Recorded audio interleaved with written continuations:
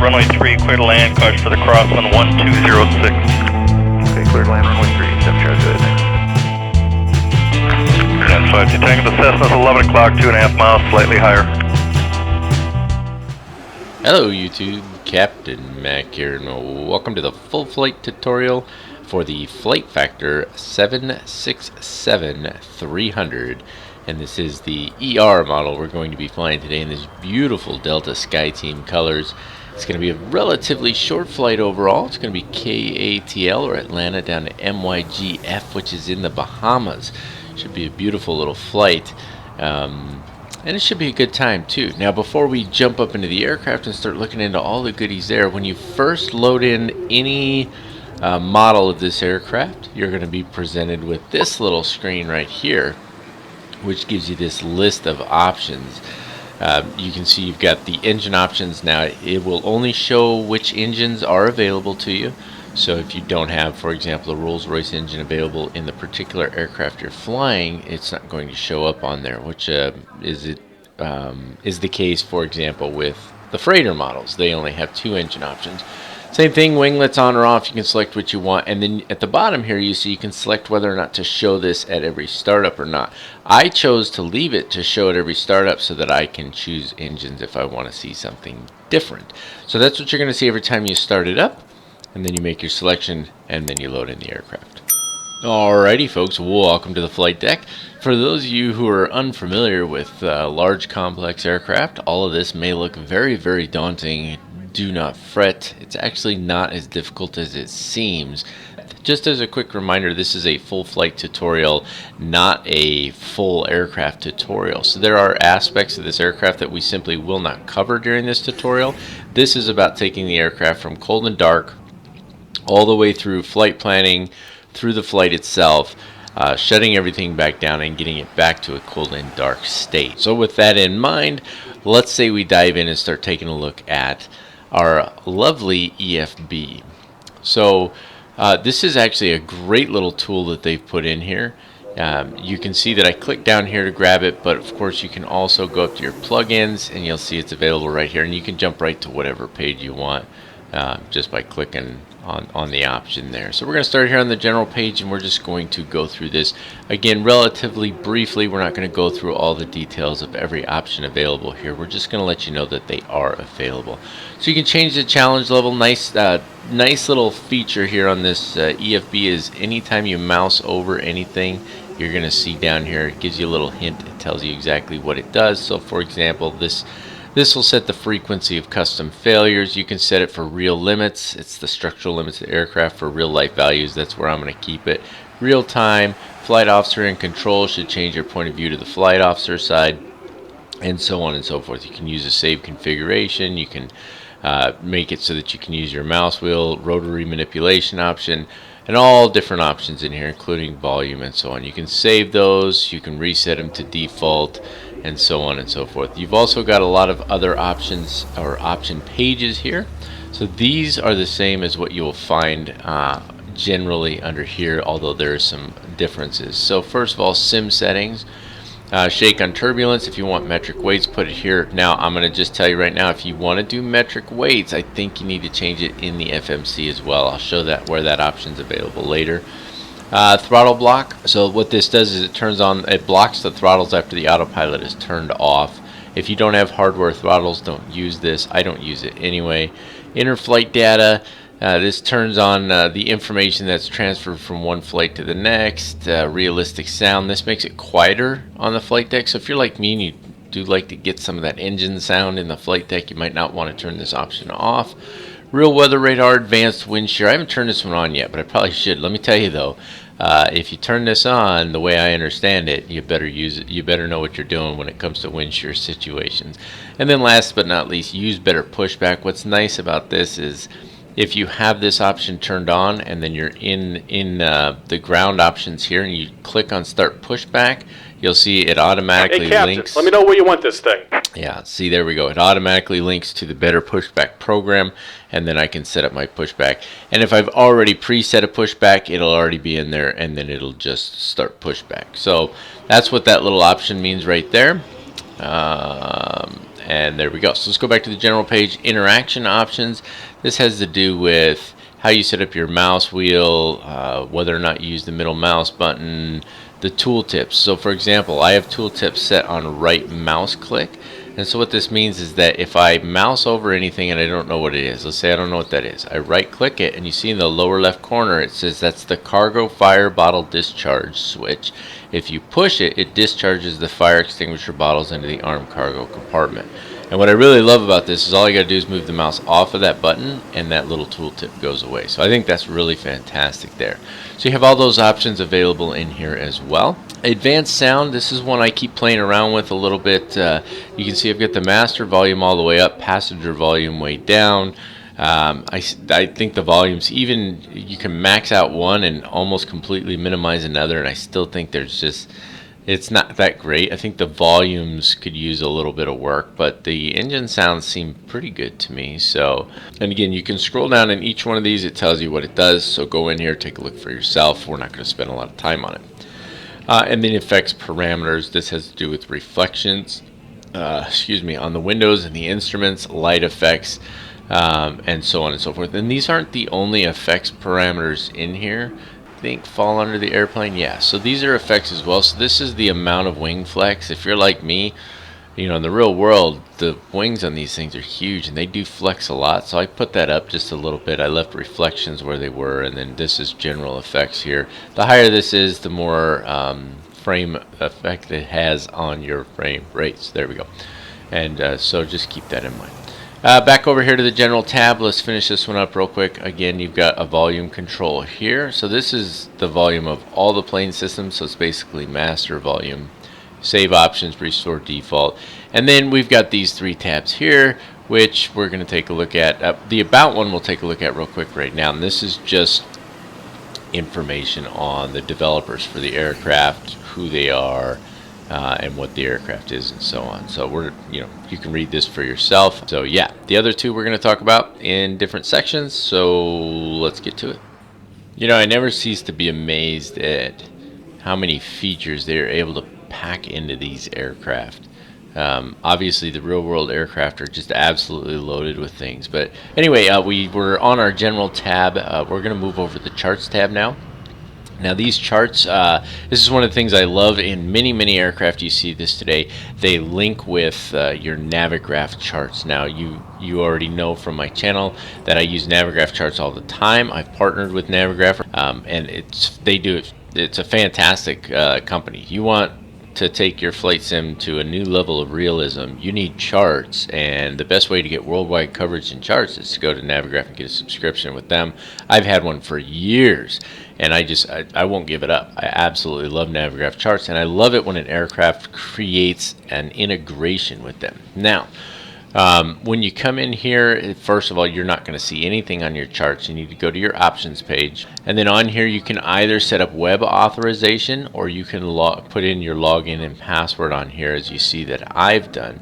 So here's the deal with this. If you do the web authorization, this is something that kind of gets under my skin a little bit, and this is why I've done a login and password there. If you do the web authorization, every time you open up or start up the aircraft, you're going to have to, it's going to automatically, when you go to charts, it's going to automatically open up a web page and ask you to authorize it again. I don't know why it does that, because I set it on mine to remember my decision to authorize it, and it still opens it every single time and asks me to authorize it. So I don't know if that's a Navigraph charts thing or if that's a Flight Factor thing. Not sure, but either way, I just found it easier to put my login information in here and be done with it, and that gives me access to charts. So you can see here we are, we're at Atlanta.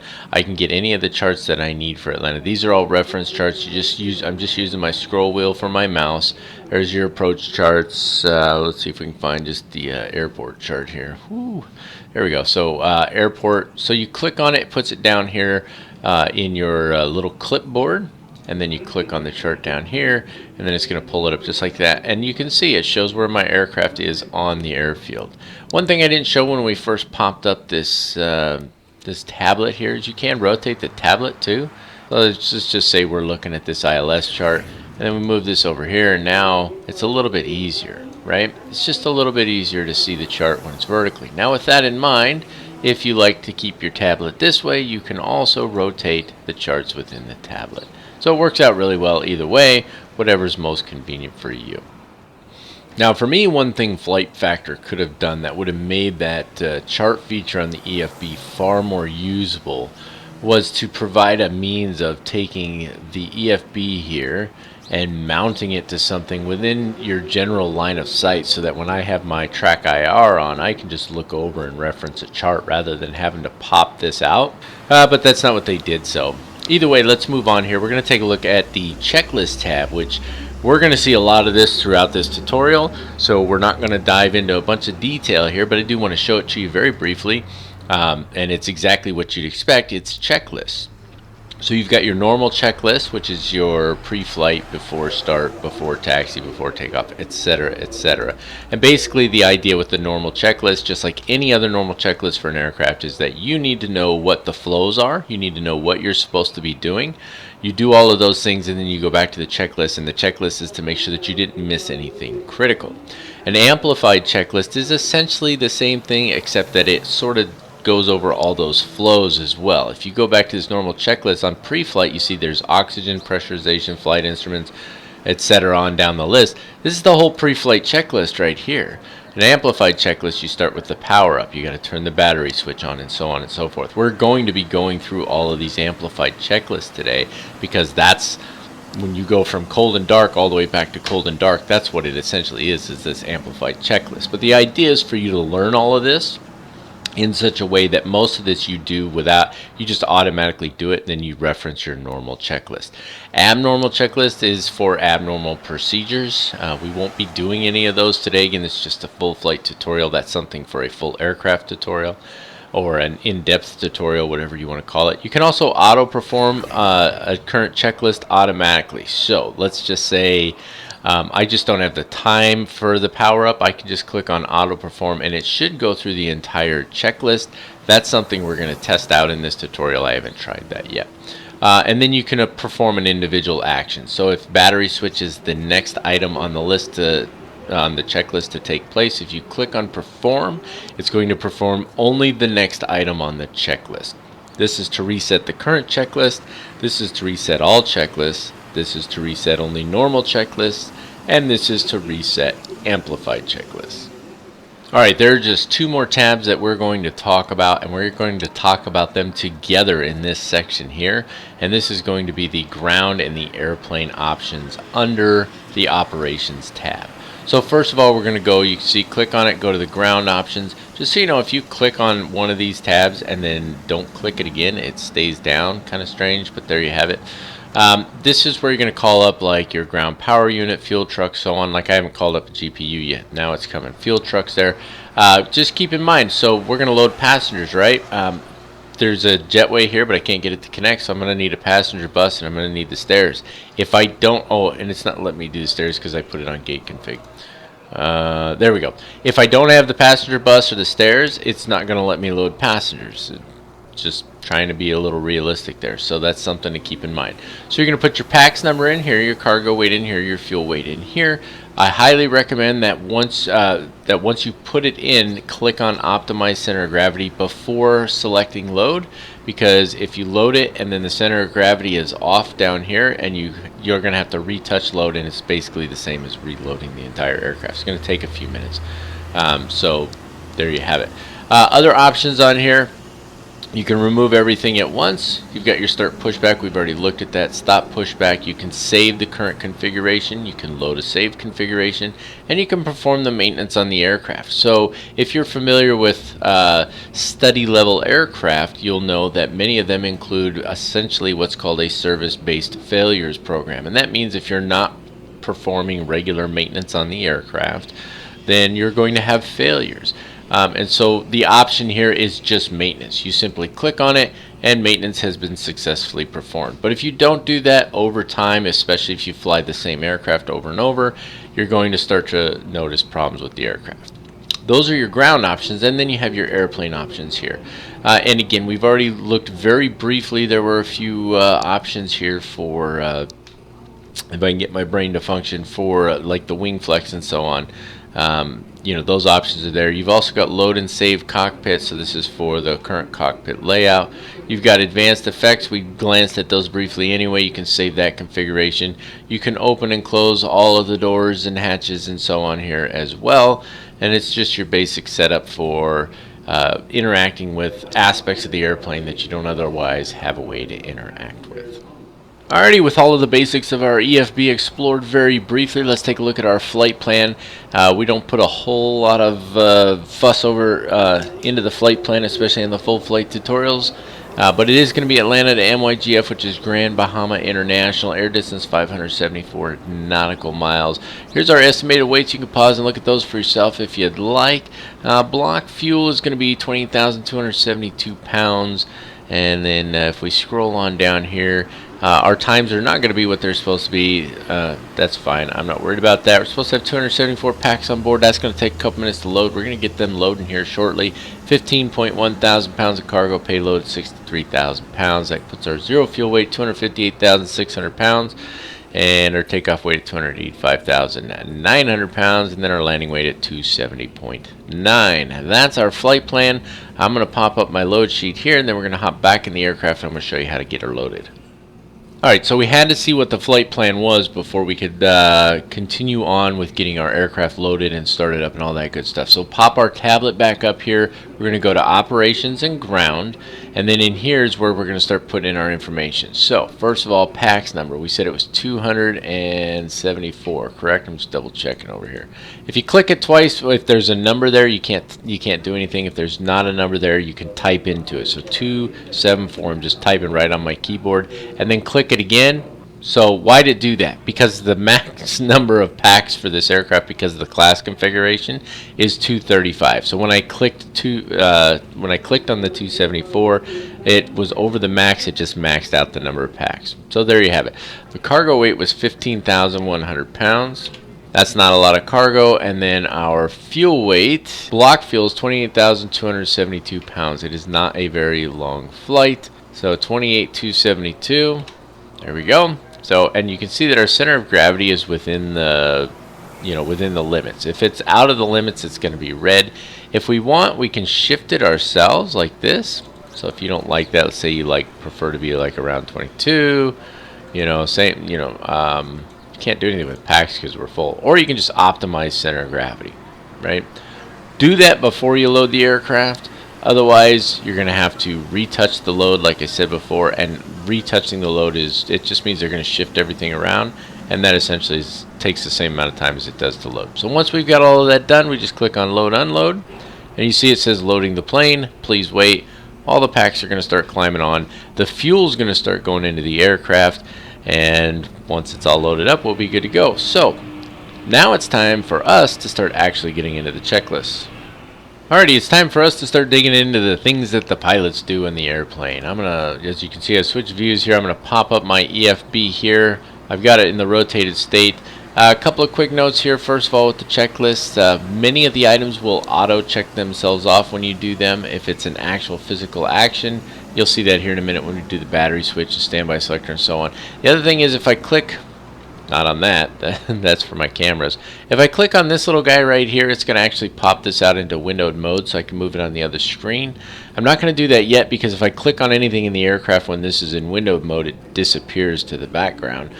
So we'll do that after we show you a couple things here, but that allows me to have it on the other screen and continue to perform functions on this screen. Okay, enough talk about that. Let's jump up top here, take a look at our overhead. So the first thing we need to do is we need to turn on the battery switch. That's going to be located right here. Now when you hover over something, first of all, you can right click it. As I mentioned before, it tells you what it is. It even gives you a little bit about how to make it function. In this case, what I want to talk about is the cover here really quick. If you see that little bullseye or a circle with a dot in it, that means there's a cover over the top of something. If there wasn't a cover, it would just be a little hand like this. So when you see that and you click it, it's going to open a cover.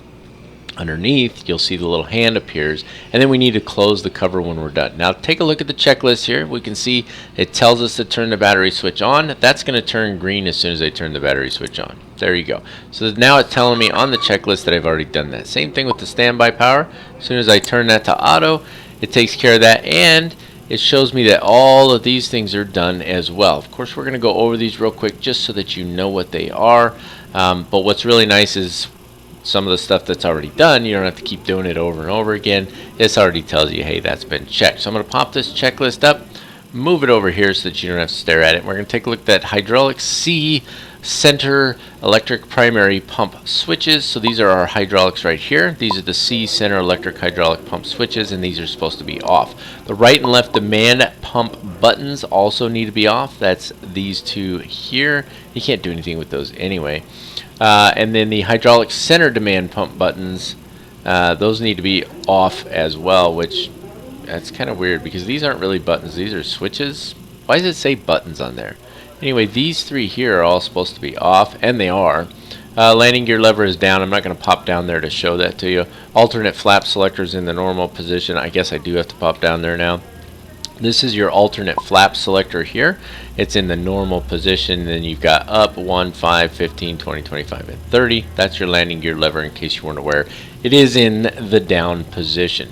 So the next item on the checklist just says electrical power established. What we need to do before we burn out the batteries, we're going to turn on the external power, which is this button right here. Now the reason I'm using external power, you could just turn on the APU right now. I'm not doing that because I want to take the opportunity to show you how to turn on the APU and all of that stuff a little bit later. And so I just like to start out with the ground power. Keep in mind that for the ground power, we were able to access that from the operations tab, ground, and then you need to click on GPU here, and that will give you access to it. If you haven't done that, you will not have access to ground power. So now we've established our electrical power. I click that off on my checklist. Bus tie switches are supposed to be to auto. That's these two switches right here. Right now they just show what does it say? ISLN? Yeah, for isolation. All that's saying is that that's an error, right? They're not turned on. Left click, they're both auto now, and it automatically checked off on the checklist as well. The APU selector, it says to start. I'm not going to start that, but it is an opportunity to show you one more aspect of this checklist. If I think I've done something on here and I want to check it off and I haven't done it, it's going to show up in red like that. Now I'm not going to start the APU right now, so it doesn't matter to me that it's in red, but that's just something to keep in mind. So if you think you did something on the checklist and you go to check it off and it turns out you didn't do it, it's going to show up red, and that lets you know that you haven't done something yet. That takes care of our power up checklist. Let's move on. Alright, so the next checklist in our amplified checklist here, we go from power up to our preliminary pre-flight checklist. This is really about getting the IRS aligned and then just checking a couple of crucial items here. So let me slide this back over here, and we're going to start with the IRS alignment. This is something, if you're familiar with Boeing aircraft, anybody who's familiar with Boeing aircraft, you know how to do this. You're going to simply scroll this over to nav. You notice the on DC light comes on, and then when that light goes off and the align light appears on top of all three of these, then we're going to jump down to the FMC. We're going to do the alignment procedure really quickly, and then we're going to be done with the IRS alignment. So there's 1, there's 2, and there's 3. We'll jump down here to the FMC, go into our FMC page, verify that our information is correct. It is the 767-300ER. Those are the correct engines. It is the correct AIRAC cycle. I am going to do, if I haven't already done it, a very short tutorial on how to update it in here because everything I find does not work, but I did find a way to make it work. Go to position initialization. It does not save last position. I have not seen one save last position yet. You can put in your reference airport if you want. That's one way of doing it. KATL. And then you can use that right there, which is almost exactly the same as the one we have down here. Anyway, this is our GPS position, and then don't forget also, usually you have other GPS positions in there. We're going to go with this one. Select it with the line select key, put it in the boxes, and the alignment process begins. Now this particular aircraft, these do not show. Sometimes some of them will, some of them won't. I don't think the 300 or the 200 will show you the time to alignment, but the 400 will. But the 400 may need its own tutorial because there's enough differences. But enough about that. The next thing we want to do is we want to check our status display. That's this guy down here. So this is engines, this one is status. We're going to click on this one. There's our status display. What we're going to verify here is our hydraulic quantity. We're going to verify these again later too, but hydraulic quantity, there shouldn't be any pressure right now. This is our APU information telling us whether or not it's running, and then our oxygen pressure. I haven't seen these numbers change yet, but I haven't flown the same aircraft more than once so far in my test flights. The other thing that we're checking here is the messages on our upper ICAS here. And basically what we need to do is verify that nothing appears on here that we don't expect. So you see this is page 1 of 5. Hit cancel and that takes us to page 2 of 5. So what I'm looking for is to see if there are any warnings or cautions on here that should not be there right now. And so far I'm not seeing anything. Once that's done, we can check that item off the checklist.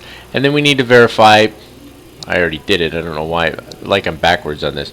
Oxygen pressure, hydraulic quantity, and engine oil quantity. So oxygen pressure, hydraulic quantity, and then engine oil quantity. Just click on engine and here's your oil quantity down here.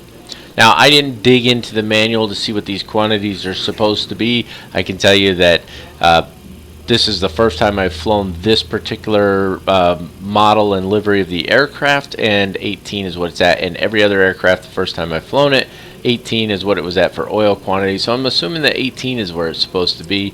The oxygen pressure is always 1748 or 49, and hydraulic quantity 0.90. I have seen this one drop down a little bit by the end of a flight. You also have oil quantity right here, which, oh, but that's for the APU. That's not for the engine. So there you have it. That takes care of our preliminary pre-flight checklist, even though I stumbled through it a little bit. Alright, with our preliminary pre-flight checklist out of the way, we can move on to the CDU pre-flight. Now, I'm not going to sit here and go down the checklist one item at a time. Instead, what we're going to do is we're going to set up the FMC, and that's going to take care of everything that's on this checklist. So let's dive in and do that. Okay, so we've already started the position initialization. Let's just back up to the index page here and go to IDENT. I mentioned this information already, but just know when you first dive into your FMC, you want to make sure that you have the right model, right engine, especially because you have two or three engine options. You want to make sure you've got the right engine option in here. Make sure your AIRAC cycle is up to date. Again, if I haven't already done it by the time I release this, I'm going to put together a short tutorial on how I found to update the nav data for this and for the Flight Factor 777, because it's the same process. It's the only way I can get it to work. It's driving me nuts. Model version, this has to do with the aircraft itself. It's a software thing. Same thing here. This is a software program. This is supposed to be the software program for, in the real world, this would be the actual FMC software program. This is probably going to be Flight Factor's software program. Position initialization, we've already taken a look at this. We already know how to do that. It's very simple. Route. Okay, so there's several different ways to enter a route. We are going to go with the easiest possible way. Now, because we put KATL on our position initialization page, you notice that it already put it down here in the scratch pad for us so that we could put it as our origin, which is very handy, and that is what happens with all these FMCs, so I'm assuming that's a real world feature. But what I want to do is I want to go with a company route. So the flight is KYTL to MYGF. So I'm going to just leave KATL. I say KY, didn't I? I'm leave KATL in there. I'm going to type in MYGF on the end. And it should be 01 because that's the way that it gets saved from SimBrief. I'm going to put that in company route. And it was correct. So by creating my route in SimBrief and then loading it in this way, it just makes life much easier. Now, with all of that said, let me clear that off. This is not a difficult process to put in a route, folks. Okay, I'm not going to sit here and go through it all. It's very simple. Put in the airport you're leaving from, put in the airport you're going to, grab your flight plan. I'll grab it, drag it over here for you real quick. Grab your flight plan, wherever your waypoints are. You can see this one is MCN. DCT means direct to, for those of you who don't know. MCN, Yanti, that's an airway. I'll show you that here in a sec. To wake up, and then direct to PBI, and then another airway, and so on. Just put them in there. I'm going to show you how. With that, I'm not even going to do it. I'm just going to show you how to do it. It's very simple. So once you've got your origin and destination in here, go next page, and then you put in that first waypoint. Since it's direct, you just put it over here, MCN. It's direct to Yanti, you put Yanti over here. The next one was an airway, so you put Q89 on this side for your airway, that's what the VIA is, and then you put the next waypoint right here, and so on and so forth down the list. Once you're all done with that, you click on activate, execute, and you're good to go. If you need more information on how to input flight plan into FMC, go back and take a look at some of my PMDG 737, 747, 777 videos. All of those I've explained it in depth, and I'm currently working on an in-depth tutorial series for the PMDG 737, which breaks down like the minute details of this FMC. It's going to be very similar. Whether or not it's all modeled in this one doesn't matter. It's still going to be very similar. So just keep that in mind. All right, there we go. Okay, moving on. So that's our route. We can put our flight number in here. It's going to be Mac Air 2336.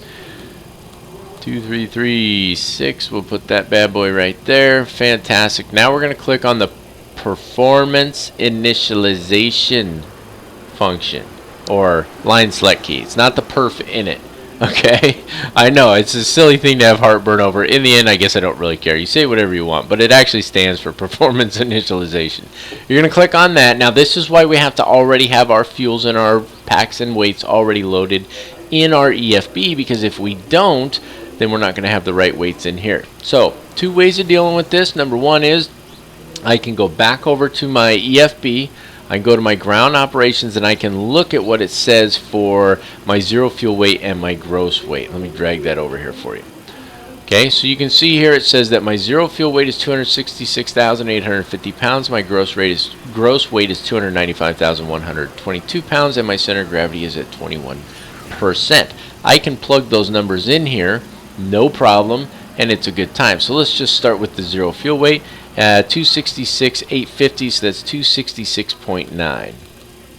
See if it lets me put it in. I haven't done it this way yet. There we go. And then it did my gross weight automatically. Okay. Alternatively, although the gross weight's wrong. No, it's not. Gross weight's right. Alternatively, I can just click on gross weight. And you notice it changed it ever so slightly because it sees it differently than, so where I see point whatever, it sees point whatever. So I said 0.9, it says 0.8, right? You saw the change there? I hope you did. If you didn't, back up the video. So you can just click on gross weight and it puts those numbers in for you as well. Now, for reserves, this would not be a correct amount. This is 5,000 pounds. This would not normally be a correct amount. Let me tell you why I'm doing that. I'm going to make it very simple. In the Flight Factor 777, if you put anything other than 5,000 pounds in the reserves, you have a problem with the VNAV. I haven't tried it. I haven't tested it to see if that happens in this one as well. And I just don't care because I don't want to mess with it. So I put 5,000 as reserves, and I'm going to leave it at that. Our cruise altitude for this flight is going to be flight level 370, so you just type in 370 here. Bam, sis. And then our cost index, because I didn't change it, is 148, which is going to be a nice, long, slow flight because Captain Mac is a fool. Alright, so there we go, 148 for the cost index. Now we go to the takeoff page. And again, I'm not going into tons of detail. This is not difficult. I've done this thousands of times. Just follow exactly what I'm doing here and you will have no problem. Flaps 15. Listen, see the select ref V speeds on? You can click that. It's going to show them right now, but it doesn't necessarily mean you want to put them in there yet. We do want to do our wind over here first, and I'm actually going to grab that using Sim Toolkit Pro because it is going to be pulling from the same source. So the METAR on Sim Toolkit Pro says the wind is 090 at 5 knots. I'm going to trust that for now. We're going to see how that works out. 090/5, and we'll see if it's the same when I pull the ATIS. One thing I did not notice before, and I'm going to show this to you really quick because I think this is pretty great. Let me pull Sim Toolkit Pro over here real fast. When you've got this little flight briefing thing over here, this condensed plan, I never noticed this before, but this is assuming that I'm going to take runway 9 left. If I take runway 9 left, it gives me the slope right here, negative 0.331%. So you don't have to calculate it, which is actually really, really handy. So on this aircraft, up would be a slope up, that would be U, so this would be down or negative, and then I'm just going to put 0.33, which is probably just going to make it 0.3. Put that in there, and that gives me my runway slope, and that also affects my V speed, so that's something to keep in mind. So once I've got all that in there, it does say my pre-flight is complete, but I haven't actually put in my V speeds. Click on each of these. Now your V speeds have been entered. Now we can do our center of gravity. Two ways of doing this. You can either take the center of gravity from your EFB, which is 21%, Or if you forgot or don't want to pull it up, just click on it and it should come up. Now it says 20% on here, it says 21 on there. That means it's going to be somewhere in the middle. That's fine. You could put either or. I could say 21 if I wanted, and I could put that in there. Trim's still going to be the same, so what difference does it make? I'm going to leave it at 20%. I'm good to go, and that completes the setup for the FMC. So this is why we use checklists, right? So I'm going down the checklist, and I see there is something I forgot to do in the FMC, which I would have figured out eventually, but we didn't put the departure in there. So let's do that real quick. You can do that from this page, but it may delete our V-speeds. We'll find out here momentarily. Click on your departure and arrival. And taking a look at it, I decided I want to take the Banning 3 departure because it looks like fun. We said we were planning on which runway again? Now I have to look. That's great. Runway 9 left, so we're going to go with 9 left. Bam, and then we're going to go with the Banning 3. And then our transition point, if I can get my mouse to work over here. I've been having problems with the mouse lately. It's a little obnoxious. Anyway, our transition point is going to be Luck. So we're going to go with that. Bam, there it is. We're going to execute that. And then we got to go to our legs page because I added a whole bunch of waypoints in here. We want to make sure those are right, which they are. When we do the departure briefing, you'll see all of that. Good stuff, easy days. And then that's going to take us all the way out, and we're good to go there. Now that actually completes our setting up of the FMC. Alrighty folks, these next two checklists, these are the meat and potatoes of the pre-flight procedures. There's a lot of information here. Let me drag this over for you. Again, it's trying to lock in over there. So we just finished our CDU pre-flight. All of that's good to go. Now we're going to be taking a look at our pre-flight controlling and our pre-flight not controlling. Now, those are a little strange. But usually it would be like pilot flying and pilot monitoring or pilot not flying. Same thing. Pre-flight controlling is the pilot flying, and pre-flight not controlling is the pilot not flying. Make sense to everybody? Okay, fantastic. So you can see there's a lot of information on both of these checklists. This goes down for a minute here, doesn't it? It's still going. All right, I'm not going to make you sit here and stare at it. I'll be nice to you. But this is what we're going to go through, so we're going to start cracking away here. Let me just, I got to get it all the way back up there now. Okay, fantastic. Okay, we're ready to rock and roll here. Jump up to the overhead first, and the first thing we're going to do is we're going to get the yaw damper switches on. That's these two right here. Hopefully I'll be able to talk all the way through this.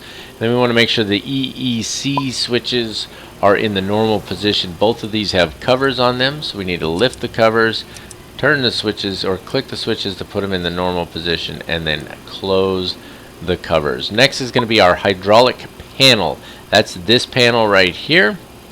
And on the hydraulic panel, we need to check the system pressure lights, verifying that they are illuminated, which is these guys right here. They are, so we're good to go. So we can click check on our checklist, and then left and right engine pump switches should be on. This is the left, this is the right. I know I got it correct because as soon as I did that, it shows that both of those, it shows that item checked off on the checklist. Then it is the left and right electric pumps need to be off. That's these two here, left and right electric. C1 and C2 electric pumps need to be off. That's these two here in the middle. And then it tells us to put the battery switch on, which has already been done, of course, because we did that in our power up. And then the standby power selector to auto, which is this guy right here. We've already done that as well. Next is to turn the APU generator switch on. Now you're going to turn this on before you start the APU anyway, so it doesn't really matter if we do it right now. Now again, for starting the APU, we are going to do that right before we get to that point where we're ready to push and start, because going through this tutorial is going to take several minutes and I don't want to burn that fuel while I'm doing that. But we're going to put the switch on for now, and then the bus tie switches need to be to auto. That's these two guys right here. The utility bus switches both need to go on, 1 and 2, and then the generator control switches both need to go on as well. That's this one and this one here. And then it tells us that we want to put the APU selector to start. Again, we're not doing that quite yet. Also, the gen drive disconnect switches, you need to leave those alone and do not mess with them. I made that mistake once on a different airplane many years ago. It was a problem. So just don't mess with it. Next is going to be our lighting panel. Taxi light needs to be off. That's this one here. It's actually not labeled, but that is the taxi light. So we're going to check that one is off. Runway turn off light switches, the two next to it, those are off as well. Emergency lights need to be armed. So we jump from here back up to the top of the panel here, and we're going to, all you have to do, you can click the switch if you want, but just click on the cover. That takes care of the emergency lights. passenger oxygen on light. We need to check it. We actually want to make sure that it's extinguished. That's the guy underneath here. So if I lift the cover and click on it, now it's on. We want to make sure that it's off. So you don't actually have to do anything, but there you go. Make sure that that one's checked. Now the next one is the ram air turbine switches. We want to verify that the ram air turbine unlocked light is off. Now there's a warning on here. Do not open this cover and click on this ram air turbine, because if you do, it's going to deploy it, and then the only way to put it back is that maintenance has to do it. So just verify that the light's off and you're good to go. Next is our engine start selectors need to be on auto. So this is our engine start panel right here. Okay, the engine start selector here, you need to switch it back and forth. If you fly the same aircraft over and over, there's actually a warning. I forget where I saw it, but it does say that it will eventually wear the starter out if you use the same one. These guys need to go to auto for now, so I'll put them in the auto position. I have not flown this aircraft before, so I'm going to leave it on the left engine, and that is just fine. Now, one downside of the checklist automatically checking things off is, we just did the engine start selectors, put them to auto, but you can see it's checked off the next several items on the list. So we are right here, and as soon as I click those to auto, because all of this was already done, it just automatically checked all those off. The problem is it jumped all the way down to here. So if you're trying to go through this step by step, you may need to scroll back up and find where you left off so that you can see what it is and verify that those things are right. Nice thing is, if the checklist says it's done, then it's done. So next would be the jet or jettison nozzle selectors are off. Now these is kind of weird. You go from here, jump back up over here. These are the nozzle selectors. Those both need to be off. The lights are off, so they're off. And then the selector itself, this guy here, off or on, that needs to be in the off position, obviously. And then we go to the crossfeed. So this goes back down to the fuel panel. I always found this a little weird. You go from here to here and then back down to here. So now we're down here on the fuel panel. So on the fuel panel, we need to make sure that the crossfeed switches are off. That's these guys in the middle here. We need to make sure the left, right, and center fuel pump switches are all off. That's all of those guys. And then we want to verify that if the APU is running, the forward pressure pump, left pump pressure light should be extinguished. So this is forward. That light should be extinguished if the APU is running. It's not running, that's why it's not extinguished. And then these are our fuel quantities here. We want to check those. Check our fuel temperature as well. Once those are done, we can say we're good to go, and we can move on to anti-ice. That's the next one down, wing anti-ice and engine anti-ice. We want to make sure they're all in the off position. And then we move down to our rain repellent and wiper. This is inoperable. You can't really see it, but that's what that little red thing is there. It's an inop tag. And we just want to make sure the wipers are off. Move down to our lighting panel here. And the position light switch should be on. That's this one here. Turn that on, and the rest of the lights should be in the off or as needed position. It's not dark enough to need logo lights or anything like that. So all of those can stay off, and then so we just click those off as needed or off, and then that takes care of this whole section of the panel. And we jump back up over top here, and now we do the window heat. That's these four here. And I know it's a long checklist, but we're gonna finish powering through this one. No smoking and fasten seatbelt signs. We're gonna put both of those to auto. 1 and 2. And then moving on, it's the auto rate control selector. So this guy, there's a little tiny arrow there. You see that little arrow? You want to scroll that line until it's right about where that arrow is. You want to set this guy to auto, and then your landing altitude. You're gonna need to get that from one of your charts. One of those reasons that our Navigraph charts are so handy is I can just jump over here, pop up my chart, and it says to me that the airport elevation is 7 feet. So I need to set this now, so we're going to scroll it down. So 10 feet is going to work out just fine for that. That's what I'm going to put up there. Let me zoom this back out just a little bit. Once we got that on auto, we're good to go there. And then what else? I can check those two items. I'm checking my items off my list as I go so I don't miss anything. Destination airport elevation is set. Mode selector is set. And then alternate equipment cooling switches should be to auto. That's this guy right here. Lights are as needed or as desired. That's what these are, different lights. That's a dome light, chart light, cabin light. We don't need to do anything with those. This is whether the lights are dim or bright. You can change those as you see fit.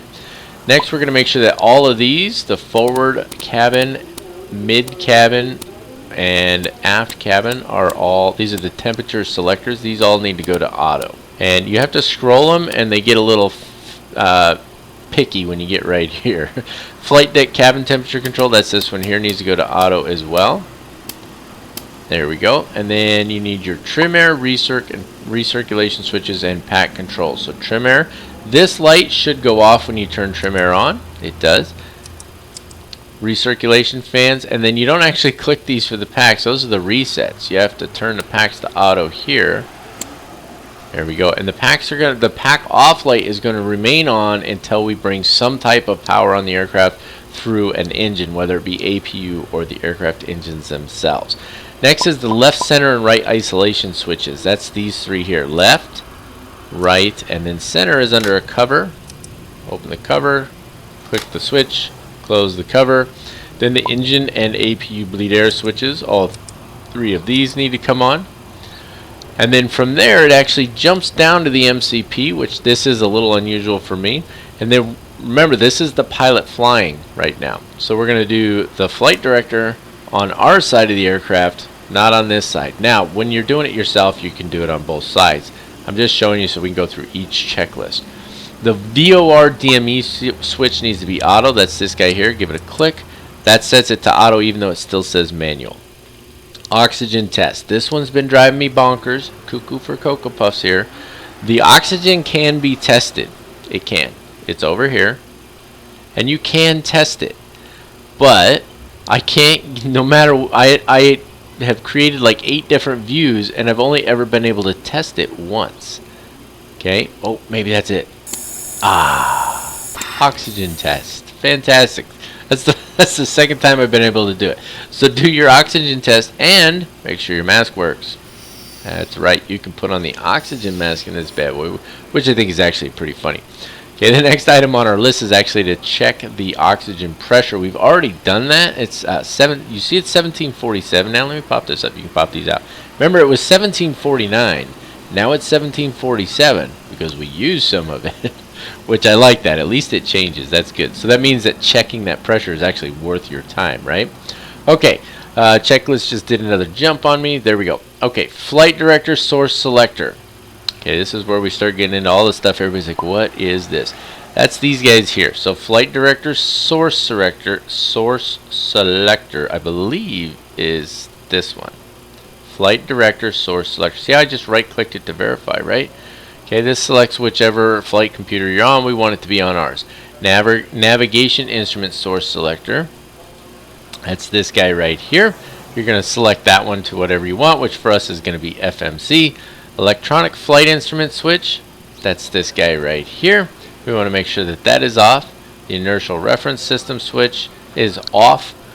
And the air data source selector, which is this one, is in the off position.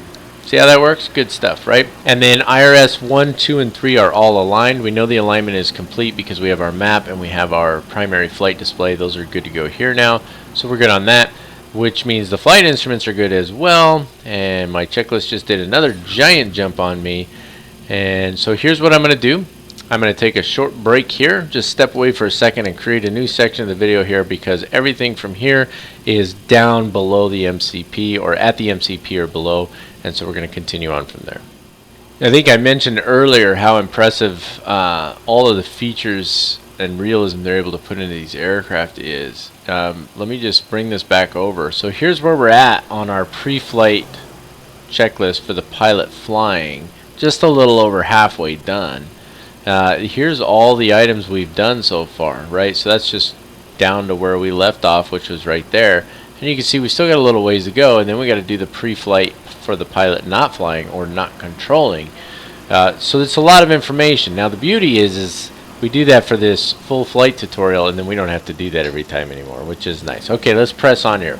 We need to verify that only TCAS and expected RDMI flags appear on here. The only flag that we should see is TCAS, which we're not even seeing that right now. And I think that's because the TCAS is just sitting in the test mode.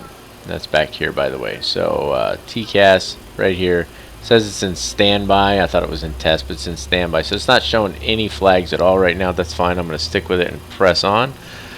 We do want to make sure that the flight mode enunciations, that roll mode, pitch mode are both at TO. That's these two right here. And then that the AFDS status is FD or flight director. That's this one right here. If you can't see those, I'll zoom in a little. TO, TO, and FD, that's what we're looking for. So those are checked and good. No flags. We're awesome on that. Okay. Now it did the whole jump down the list for me thing again, so just scroll back up a little bit. So the landing gear lever is down. We verified that earlier as well. Landing gear lever is down. Alternate gear switch is guarded. That's the switch underneath it there. It's guarded and closed. The GPS flap override, GPS gear override, and GPS terrain override switches are all off. That's these three switches right here. So if you're on your checklist, you're trying to find those, they're underneath the landing gear handle, and they all have covers. That's what that little bullseye means, right? So they should all be off. If they were on, there would be a light. So if I turn the terrain override on, you see that the override light comes on. So we're going to leave that off. We want to make sure all three of those are off.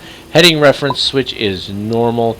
That is a switch located up here. So this is actually this panel here is for think of it, you know how in Airbus you have the toga mode, flex mode, and climb mode. Kind of the same concept here, except you push a button to set it up. We've seen that before in the 757, but right above that is where you're going to have your heading reference switch. We want that to be on normal, which is up, and it is. Alternate flap selector is normal. We've checked that already as well. And the alternate flap switches are off, which they are. That's these leading edge and trailing edge switches here. That takes care of that. Now we look at our upper ICAS display. I've mentioned this in the past. ICAS stands for Engine Instruments and Crew Alert System. That's Engine Instruments and Crew Alert System. So look at our upper ICAS display and verify that the primary engine indications show existing conditions.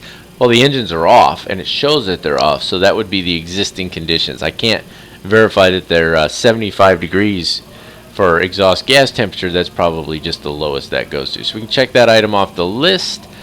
And then secondary engine indications, we want to select that. Now there's two selections you need to make here. First, you need to select engine here. This is our secondary ICAS or lower ICAS display.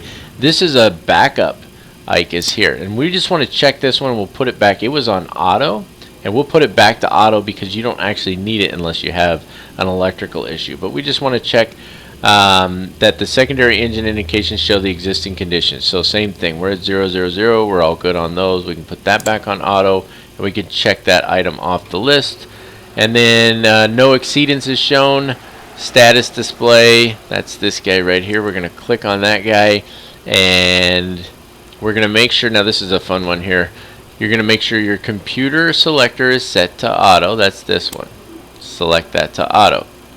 And then your thrust reference selector, which is this one, is set to both. Now you can't quite see it. There's a little tiny white line right there pointed straight up. It's set to both. Don't mess with it. I haven't messed with it. And then verify that the takeoff mode is shown, which it is. So we're good on there. So jump back up here. Again, takeoff mode needs to show up on here. It does. Notice there's no FD over here because we haven't even gotten to that checklist yet. Okay. Moving on, decision height selector. This is for the decision height for departure. This has the, it's not really a decision height in my opinion, but we're not going to mess with that right now. But to change that, and we'll do this again later, this is a little bug. You see that little bug spinning right there? That's where you do your decision height at. We'll get to that later. Terrain switch, check. I don't know what you want me to check on it. I guess you could flip the terrain switch on. To do that, you would jump down here. This is the terrain switch. It's going to go through the test mode at first.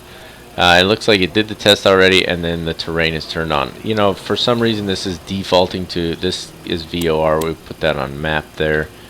There we go. And now the terrain mode is on as well. HSI selector range, that's the distance this is zoomed out here. So this guy here, you can also do the brightness here. Those are good to go. There's one of these on each side. They are independent of one another. HSI traffic switch, that's this guy. You want to click on that. And then mode selectors on map, we've already done that. Weather switch is off. The weather radar does work in this, supposedly. I don't know. I haven't actually run into any weather for it to work. So we'll see how that works out. Left VHF communications panel, so this is jumping back here. So we want to set our frequencies to whatever we want them to be. We can put the TCAS in a test, but it doesn't do anything. It didn't earlier. Yeah, doesn't make any noise. And then we can put that to TARA. And the VHF panel is set. ADF panel, that's this guy right here, that is set. Engine fire panel, check. This is engine APU and cargo fire overheat test.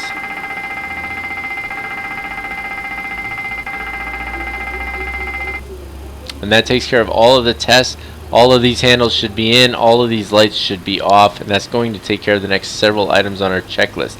Engine fire panel is checked. Engine fire switch is in. Transponder panel has already been checked. ILS panel is this guy right here. We don't have anything set right now, but this is where you can set your ILS frequency. Cargo fire panel, we already did that, so that one's good. APU fire switch is in. That's this one up over here. And the right VHF communications panel, that's this one over here, is checked. And that finally takes care of our pre-flight controlling or pilot flying checklist.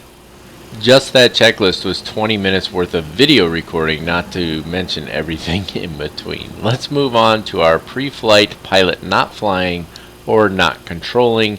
This one's going to be a little bit quicker. There's not as much on here, but we still need to get through all of this. Some of it will go through a little bit faster because we've already done something similar on the other side. It's just going to speed things up for us. There's that trying to lock out again. So starting with the VOR DME switch, we're going to click this guy to auto, if it lets me. We'll just say it's saying it's not on auto now. Click the auto. It won't work. Okay, that's fine. Flight director switch needs to go into the on position. We'll flip that bad boy on there. Auto throttle arm switch needs to be armed. That's the first time I've ever seen that in here. Bank limit selector to auto. Bank limit is back here. All the way to the side is auto, so we're going to leave that where it's at. Autopilot disengage bar is up. That's this guy right here. Oxygen verify. So two things. Again, we're checking the quantity here. We're testing here. I don't think it lets you on this side. You see how hard it is to get that? I'm not messing with it anymore. Oxygen's good. We're gonna call it. We're gonna call it good over there. We're gonna say we verified it. Okay, flight director, source selector. This is all of these again over here. So all of these need to be set the same. Okay, we're not gonna mess with them all again. We did that on the other side. Auto land status. We want to verify that the auto land indicators are blank. That's this guy right here. And I think that was one I somehow overlooked it over there, but these should be blank right now. The aircraft's not on the landing anywhere. The res brakes switch. That's this guy right here. I'll click it for you. It's the reserve brakes and steering switch, and it provides pressure when it's on to alternate brake system and nose wheel steering system. We want to make sure that it is off, which it is. Altitude indicator caging. We're going to pull. I said that wrong. It's attitude indicator. I don't know why I said altitude. Attitude indicator caging. We're going to pull. So we're going to click on this guy right here. And basically what that does, just so you know, let me right click for you, it aligns the horizon with the airplane symbol. So there we go, we cage it. Now I don't know if you put it back or not. I think you do. I'm going to put it back for now. So that's the attitude indicator caging. ILS selector is off. Standby engine indicator selector is auto. And again, we did some of these on the other side as well. We need to set the auto brakes to RTO. That's these guys right here. Alternate stabilizer trim switches need to be checked. That's going to be these two down here. I had a little pause there. I was helping with the little ones. Anyway, so that's our alternate stabilizer trim switches. Next is going to be the speed brake lever being down. That's this guy here. I do want to hop over this view real quick. And it jumps like that because I've got it set up to work with track IR. Listen, to arm the speed brakes in this guy, click at the base of it there. And it won't even do it right now. I'm not sure why.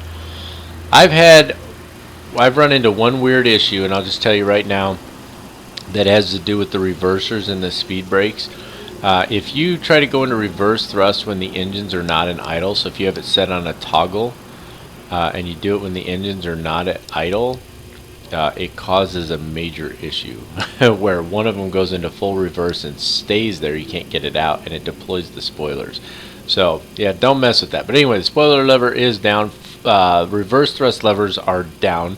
and then the forward thrust levers are in the closed position, which is all the way back, which is where they're at right now. Flap lever is set to 0. Parking brake is set. We got a nice little parking brake light on there, which is nice. Stabilizer trim cutout switches are guarded. That's these guys right here that I thought were the, what do you call them? The alternate stabilizer trim switches.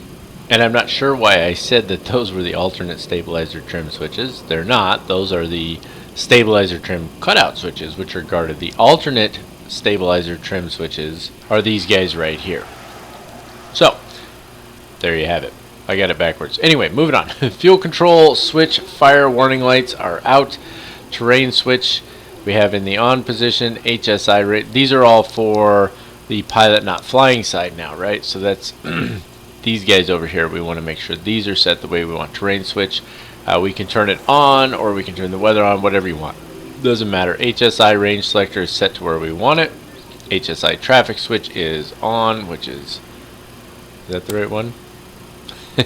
It's hard to see from here. No, that's the one I'm looking for. There we go. Traffic switch. Put this guy on map, which that's actually plan mode. That's map mode. Weather switch is off, and that takes care of our pre-flight checklist for the pilot not controlling or pilot not flying. Alright, if you can believe it, that actually takes us up to our before start procedure. How crazy is that? There's a lot that we went through there, but that's how it is when you do a cold and dark start. And this is a little bit older aircraft, so there's a few more things going on, but nonetheless, there you have it. Let's dive into our before start procedures. First and foremost, flight deck door is locked. Now, I have to be honest, I have no idea how I'm locking the flight deck door, because sometimes it's not locked and sometimes it is locked, and I can't figure out which button it is, to be honest with you. I thought it was this one right here. It says flight deck door lock switch. It says push, the flight deck door is unlocked. Right now it's out and it says that the door is locked. So I guess that's it, but there have been times where I'll have it out and it says it's not locked, so I don't know. Okay, our takeoff thrust reference page has been covered. We have our airspeeds taken care of now. This says on the checklist indicated airspeed bugs, and it says to set the V1, VR, and VREF, and so on. Let me show you what it's talking about here. If you jump over here on, and I gotta just alter this a little bit. So here's your speed reference right here. It's talking about these little white plastic things here. These are actually on the outside of the glass, and you're supposed to be able to slide them, but you can't. I can't move them. Now, are they set in accordance with this? Well, V2 is set to 141 right now, and that should be the yellow bug there. So just let's do a little test here. Let's say we wanted to change V2 to 152. So I'm going to change that, and let's see if that bug jumps. It does. So it's moving the bugs for you automatically, and that's what you need to know. Whatever your V speeds are in here, it's automatically adjusting the bugs for you, which is all well and good. It certainly doesn't hurt anything, but the other side, I guess you could look at it one of two ways. It'd be nice to do it yourself if that's the kind of thing you want to do, but if you don't want to have to mess with it, it's nice that it's done automatically. So there you have it. That takes care of that. Looking at the MCP, so we need to make sure that the indicated airspeed and Mach selector is set to speed. So that's this little tiny guy right here. So I just clicked it. It's probably on Mach now. I want to leave it on speed. May not even let you change it while you're on the ground, which would make sense. But anyway, that's good. Arm LNAV as needed. We can go ahead and arm that right now. Initial heading, we need to check that. So whatever our initial runway heading is going to be, off the top of my head, I don't know what it is. I think we said we're taking runway 9 left, correct? So 9 left is 095 degrees. We come on here and we say 095. That's way too far. Once this thing gets moving, it'll jump around on you pretty quick. So there we go. We set our initial heading of 095 right there. That takes care of that. Initial altitude, same thing. So if our flight level was, I think we said 370. If we have altitude restrictions, let's say 230 was our first altitude restriction, just as a number, then we'll set that in there as well. We want to make sure that our front and back exterior doors are closed. So you don't have a doors page on here, but you do have an indicator up top. So we can see up here, Let me zoom in so you can read it a little bit. This says that the entry doors and the cargo doors are open right now.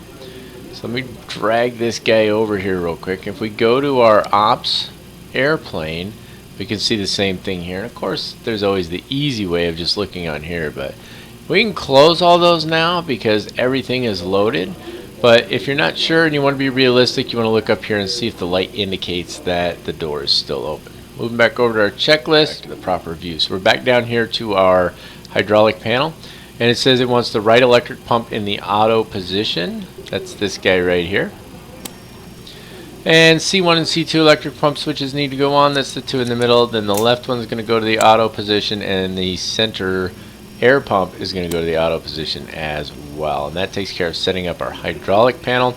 Then our fuel panel, all the pump switches need to come on. Now the one thing we haven't done yet is we haven't started the APU. So let's take care of that really quick.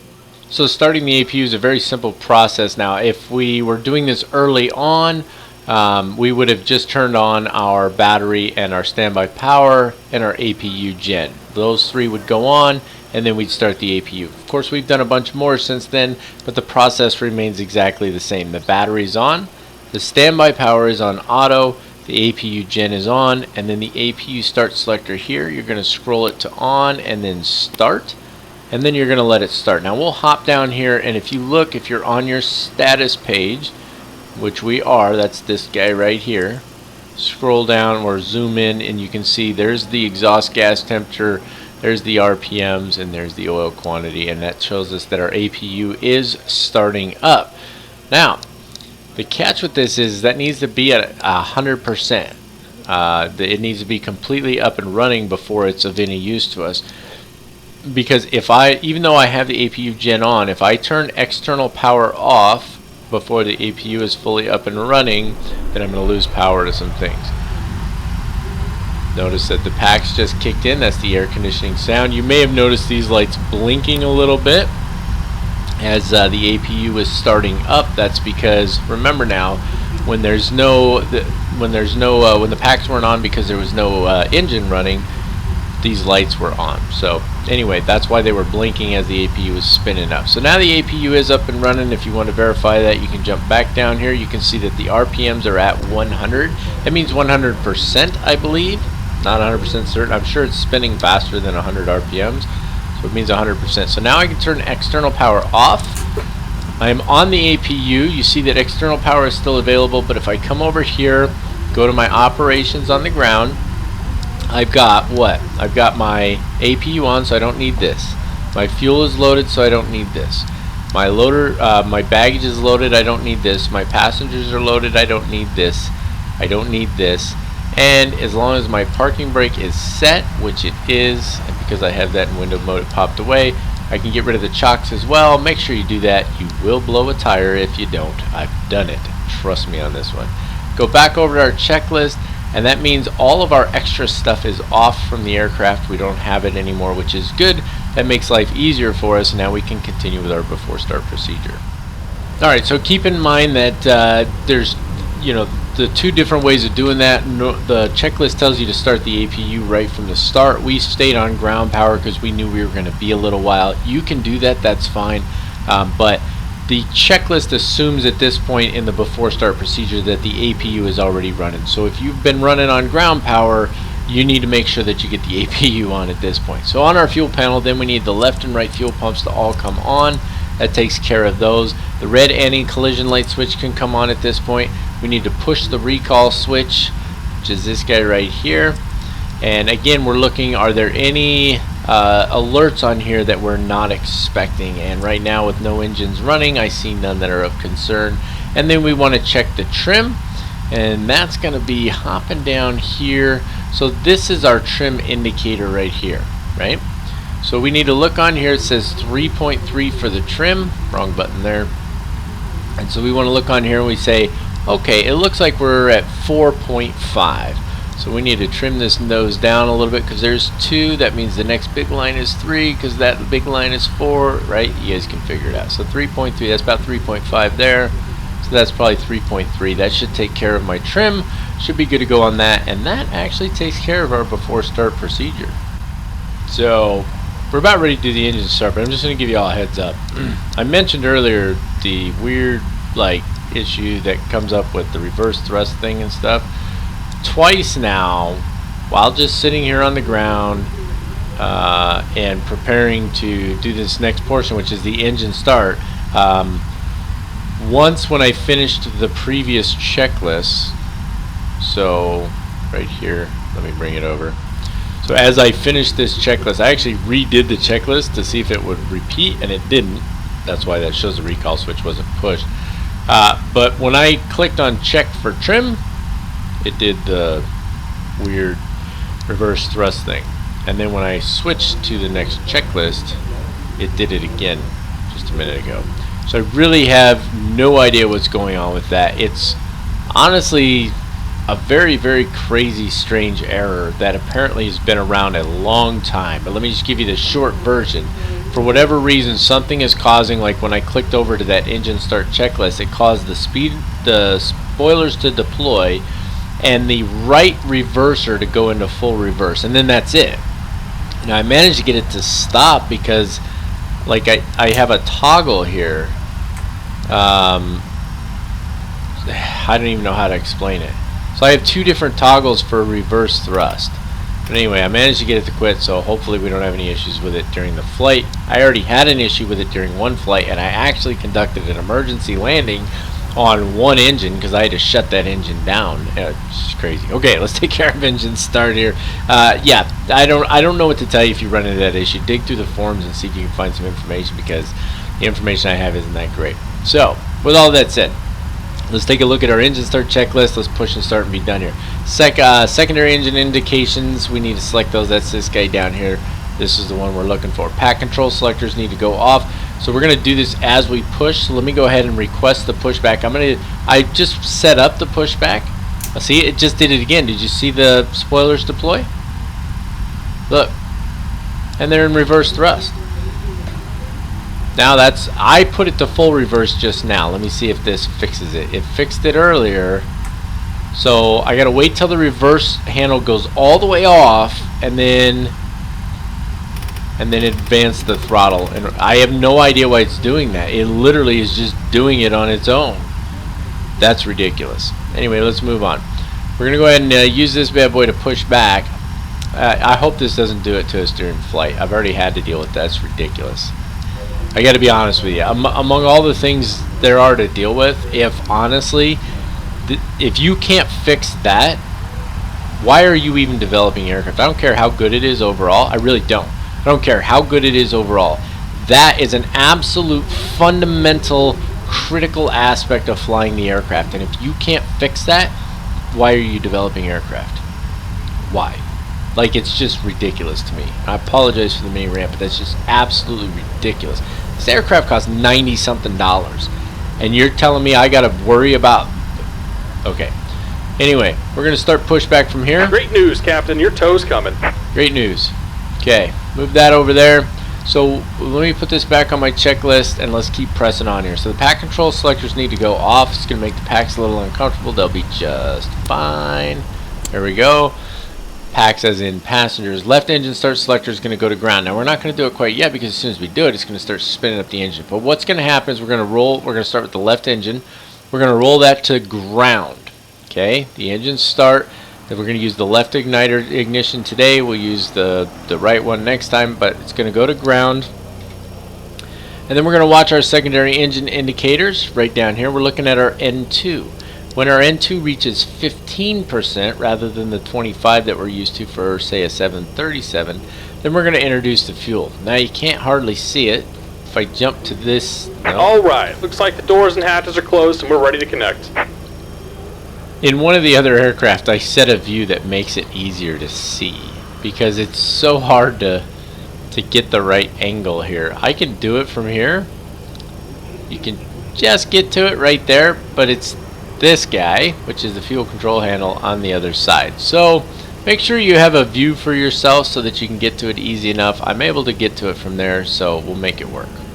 So if you're just joining us, he's gone ahead and he's hooked up, he's ready to push, and of course I'm having this problem with this stupid reverser again. It just keeps doing it over and over and and over again, and I have no idea why. Which means after I'm done getting everything started, I'm going to have to restart the flight in order to make sure that problem goes away. Let's release the parking brake. Here comes the pushback. Light them up. Okay, so jumping up top here, I'm a little frustrated in case you can't tell right now. We're going to roll the left engine over to ground, jump back down here. Again, we're watching the N2 here. That's this guy when it hits 15%. We'll go ahead and introduce the fuel. There's 14 and 15. Introduce fuel, and that's it to start the engine.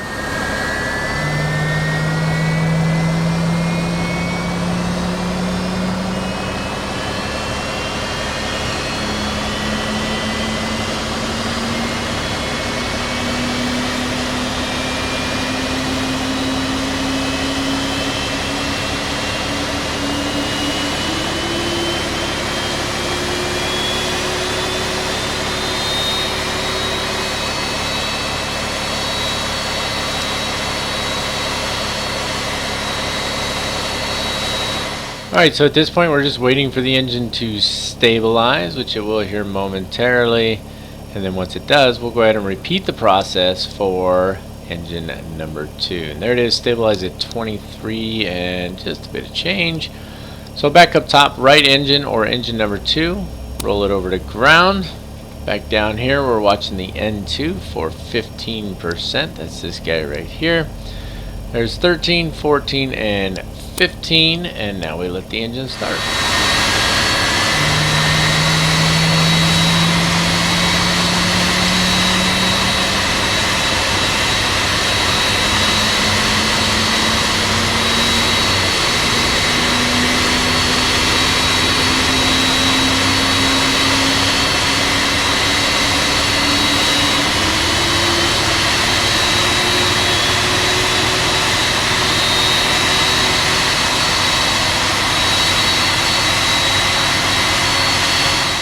Alright, and that's 2 engines at idle, and now we just want to jump back up top here, and actually we're going to jump up top here in a minute because that's actually going to take us to our after start checklist.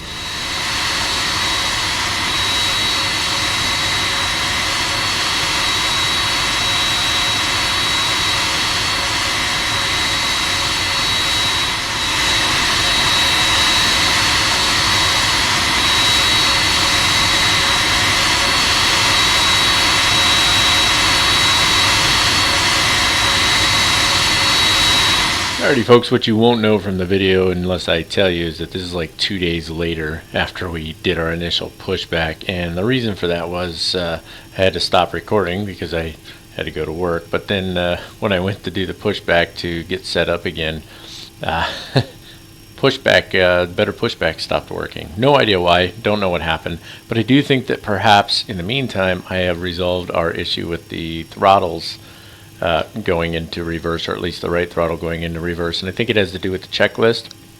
I think you have to, when you have it on another screen over there, it causes a problem. So we're going to be using our checklist on here, and hopefully it doesn't become too cumbersome for us. So pressing on, let's take a look at our before taxi and our after takeoff checklist.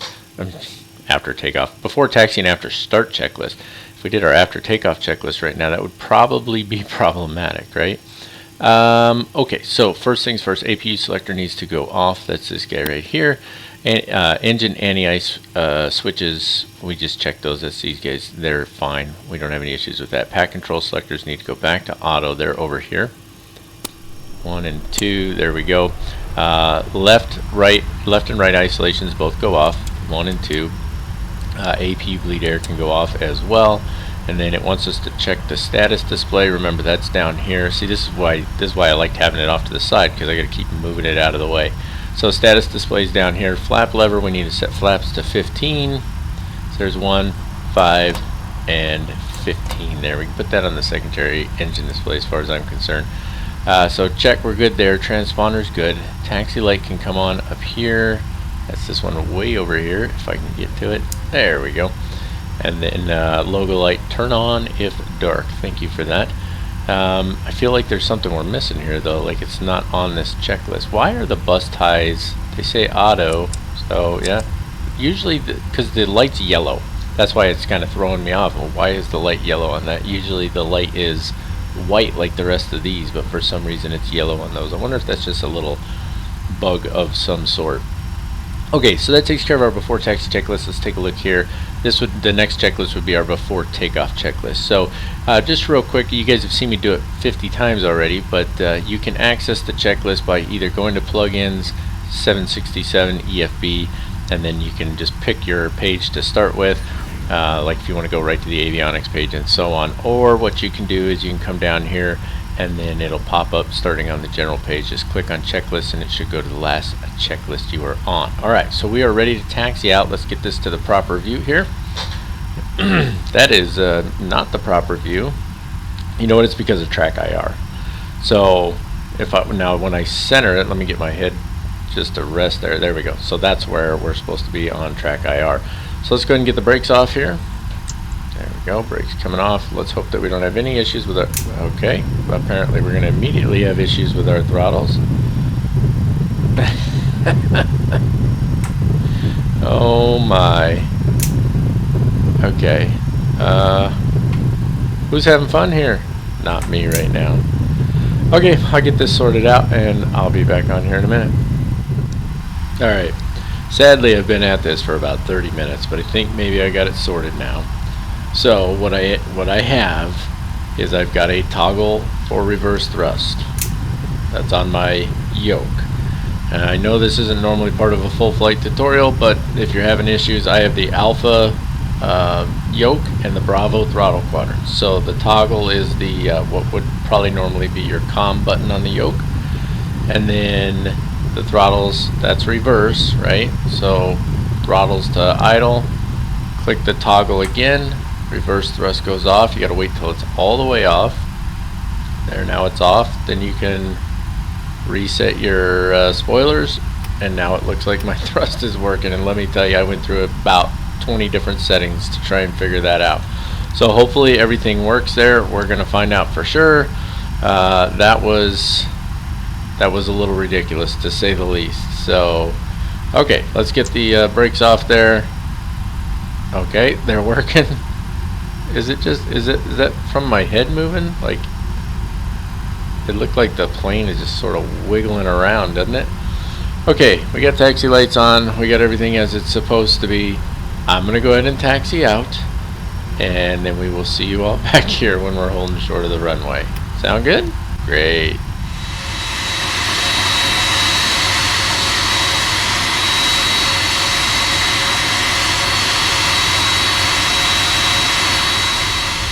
Alright, I suspect that 747 behind us is going to be getting a little bit impatient.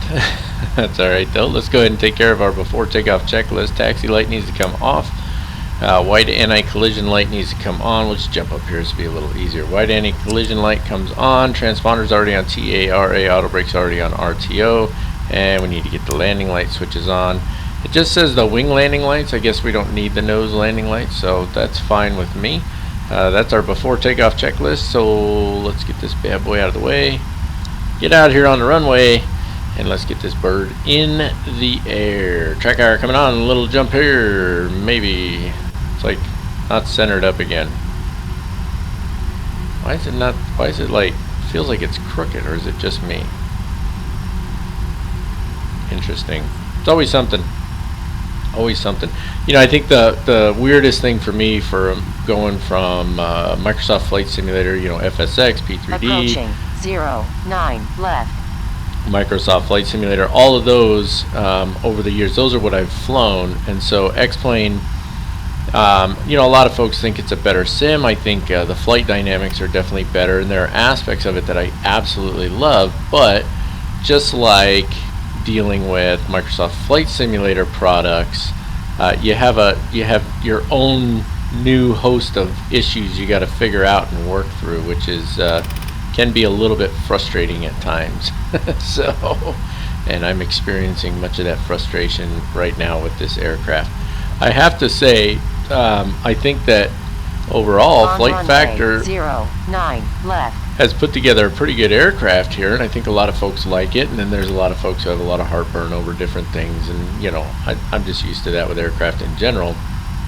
But I think that there are some little things they definitely could have done a better job with. So that's just my opinion. Okay, We're lined up here. I don't know why it just feels like it's a little choppy to me, but let's go ahead and let's get about 60% on the N1 here.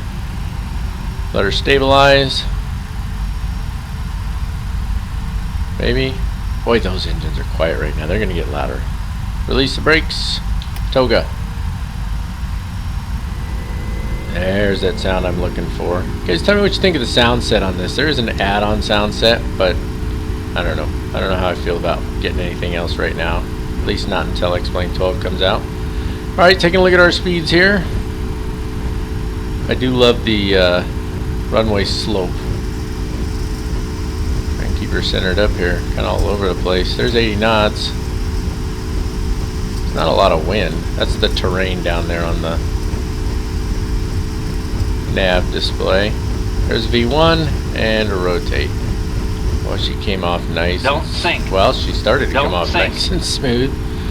Alright, positive rate of climb. Gear coming up. Let me get that terrain mode off. I cannot see squat on that nav display. There we go. Ooh, she's climbing like a rocket ship, isn't she? It feels, I mean, that's 15 degrees nose up. That's high. There's the gear coming in. Okay, let's get the flaps to 5 here. And we don't want to nosedive. There's that first turn. Oh, this thing just maneuvers like easy, doesn't it? I'm so used to these bigger airplanes, like it feels like you got to struggle to get them to do anything. But this one's just like, no, let's go. Okay, we're looking pretty solid here. Just trying to center up our flight director a little bit. We are climbing faster than it wants us to. I know it can be a little hard to see sometimes, right? Just trying to get that trim to come down a little bit. Nose it down. There we go. That's a little better. I mean, 10 degrees nose up, that's still quite a climb, folks. It is, especially in a big airplane like this. And if you're sitting in the back, you really feel it. Let's go ahead and get to flaps 1 here. Now we need a little nose up trim because we lost some of that lift, right? That's the way it should be. So a little nose up trim. And flaps coming up and autopilot coming on. Alright, she has control of herself at this point. Let me get the track IR off here. There it is. And let's take a look at that after takeoff checklist. Climb and cruise. TMCP climb. That is this guy right here. So I forget what it stands for, but it has to do with your engine rating. So we want to set that to climb. It did it automatically. I don't know if that's a setting you can change. But if it doesn't say climb here, you're going to want to click on climb there. So that's set. That's good. If it'll let me. There we go. Weather radar as required. The weather's pretty much good to go right now, so we're going to leave that alone. Just so you know, the weather radar does work. So weather radar's right here. You can turn it. Let me get the view where you can see that properly. So that's your gain. This is, so it's test mode right now, right? So if I go and I click on weather here, then what you're going to see is you're going to see a weather test mode come up. See, that's the test mode there, right? So it's going to go through its test either way. That's the wrong button there. There we go. And then we want to put it on, we'll put it on map mode here, right? And so once the test is complete, then it goes into the map mode and it works just fine. Let me extend our range out here a little bit. There we go. And then we'll jump down here. That's, I hit 2 buttons at once, believe it or not. Get onto our progress page here. It shows us our top of climb is at 80 nautical miles. And then let's get that checklist back up, finish that up real quick, and press on. So wing and landing lights, we got 1,000 feet to go on that. Just for simplicity, I'm going to turn them off right now. I know that we're supposed to wait till 10,000 feet. Turn them off right now. No smoking, fasten seatbelt signs. We're going to leave those on auto. That'll work out just fine. Then we're going to monitor fuel flow, and that takes care of our after takeoff / cruise climb checklist. The next checklist we'll see will be our descent checklist. So that takes care of everything, and that means that it is time, of course. Oh, wait a minute. Do we have some weather out there? We do. Look at that. There's some weather out there. Or that's just like one of those weird little bugs. There's definitely clouds out there, so we may see some weather. It's such a weird departure, isn't it? Anyway, all of our after takeoff items are taken care of. Our after takeoff checklist is complete, and it is time for some of that wonderful, obligatory elevator music, and I will see you back here shortly.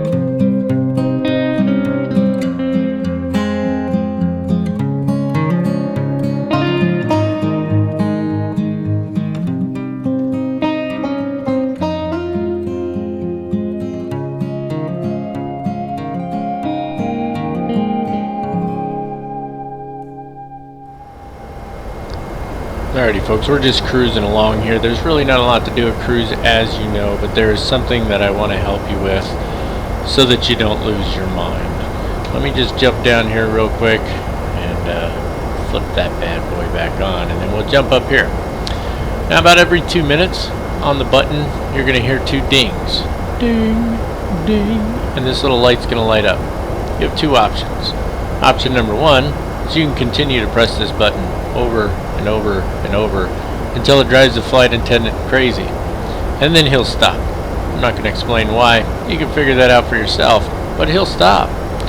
And it's kind of funny that the way they set that up. Maybe a little strange, but nonetheless, that will work. You probably have to press it about 15 times, 12 to 15 times. He'll respond every time, and his responses will start to change until you get to a point where he goes a little nuts and then he stops talking to you altogether. That's option number 1. Option number 2, if you don't want to do that, hop down here. There's your dinging. Every 2 minutes, like clockwork. So you can talk to him. I think you might have forgotten about the cabin safety routine. Yeah. So he's telling us that we forgot to do the cabin safety routine. What he's talking about is if you go here onto your EFB, and then where's it at? So you got to go to I couldn't remember where it was. You got to go to in-flight PA, and then you've got all these announcements that you can make. So for example, there he is dinging again.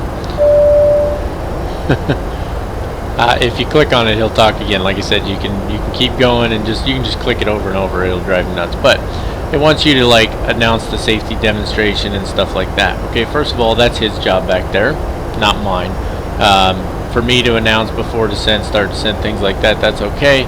But nonetheless, it's going to drive you a little nuts. So, like I said, you can keep dinging the button until he goes a little nuts back there and then stops talking to you, or you can hop down here and just left click on that guy right there, and you won't hear the dinging anymore. Problem solved.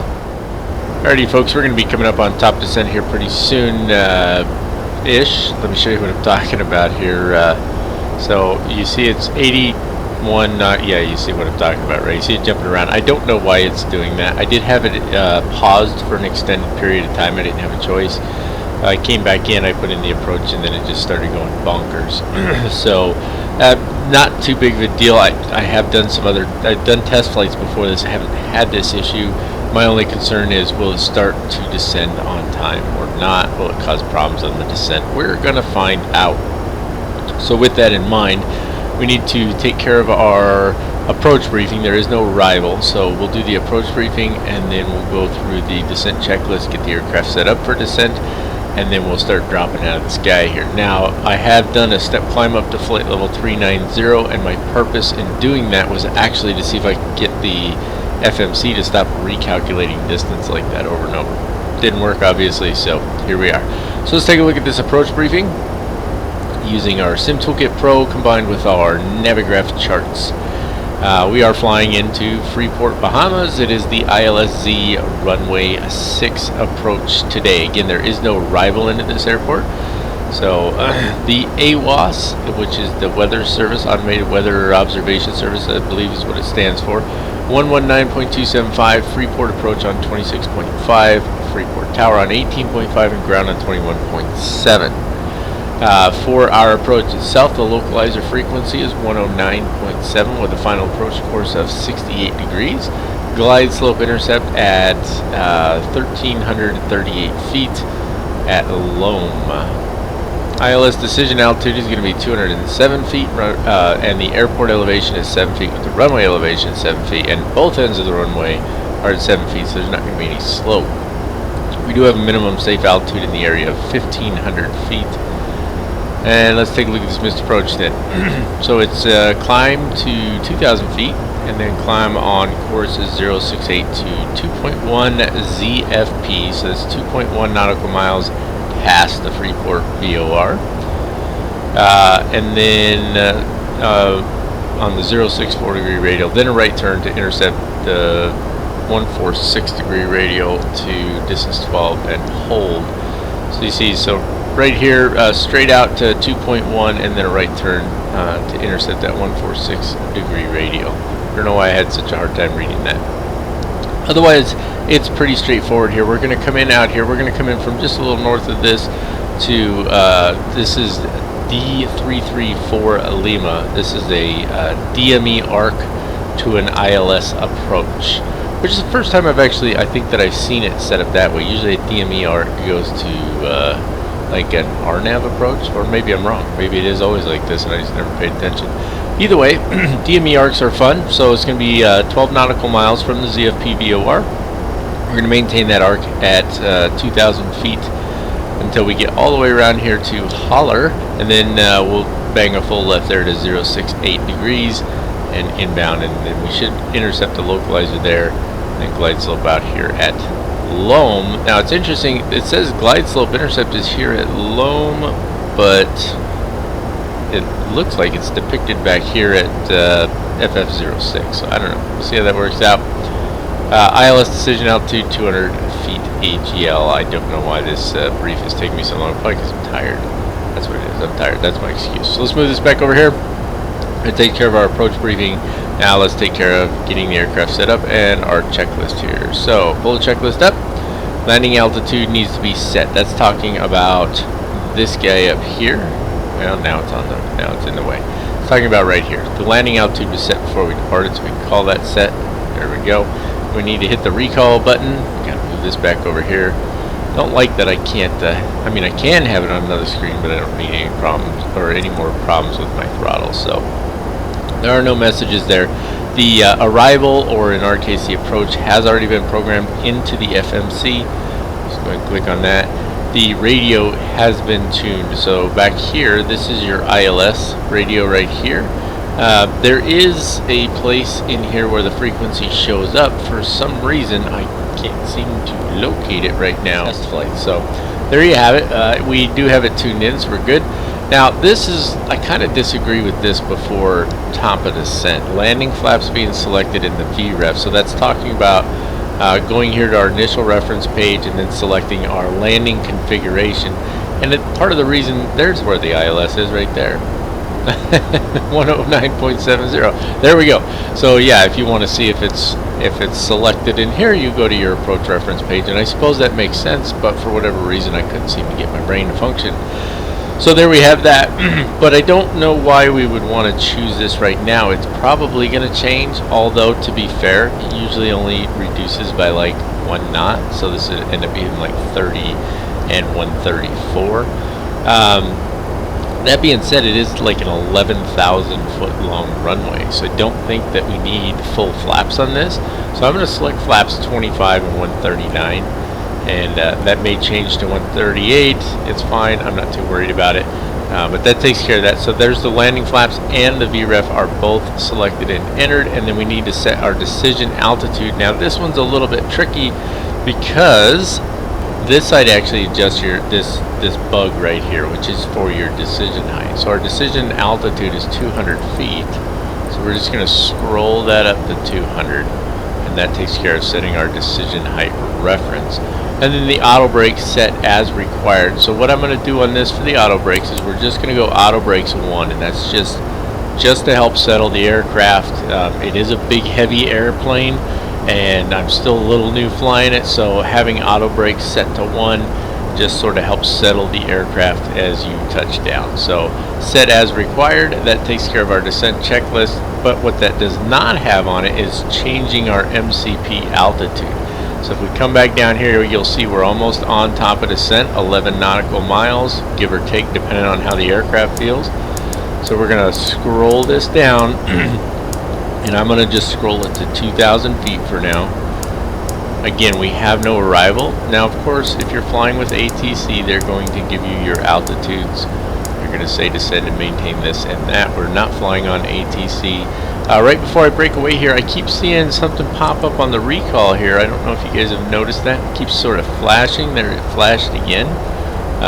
We're on the descent now, so I'm not really sure what that little flashing is, but I'll keep an eye on that and see if I can figure it out, and then we'll be back here when we are just about on the approach.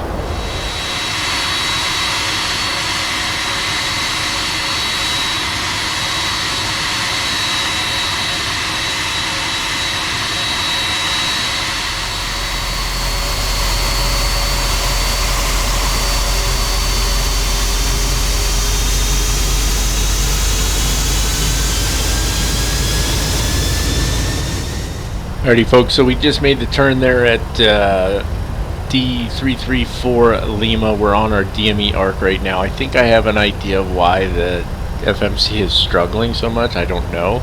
Do you see how this says altitude disagree? So this and this were off by just a little bit, but it doesn't, I don't know if it'll, yeah, it's still there. So I don't, maybe that's not it. I don't know. But either way, here we are. Let's go back to our VNav here and see, like it was going a little bonkers. Like right now you see it says we're 4,000 feet. If I can pop that out, believe it or not, 4,300 feet below where we're supposed to be. That's of course incorrect. We are going to need to get down to 1,600 feet here pretty soon. So what I had done is I just did the VNav, or not VNav, vertical speed, and I just controlled it myself. But you can see we're moving along pretty quick here, so we're going to slow this way down as we're making this turn here, because we are just moving. And let me get this view proper here. Track IR coming on. There we go. Now we can look around a little bit. We want to start bringing in flaps here pretty soon. You can see there's our first flap setting right there. So we'll bring that in here shortly, and we'll just fly around this DME arc. And I'll do my usual. I may talk a little bit, or I may just fast forward, whatever seems best. And we'll get this aircraft lined up and fly her in. There's that first setting of flaps coming in right now. And you can see we're just about down to 200 knots. And again, our landing speed, we're going to be doing flaps 25, 139 knots.